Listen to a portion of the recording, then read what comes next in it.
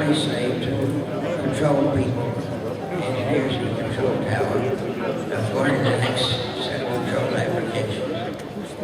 And when it was all over, I listened to the tape and it sounded calm. I wasn't calm, I was absolutely terrified. But when I got out of the airplane at minimum altitude, I looked up and here's the airplane coming right at me. It was spinning around me. And it was going right past me real quick. And I was floating down in the parachute over there. I don't know. I got that was consulted with me about flat spins. I didn't run spins.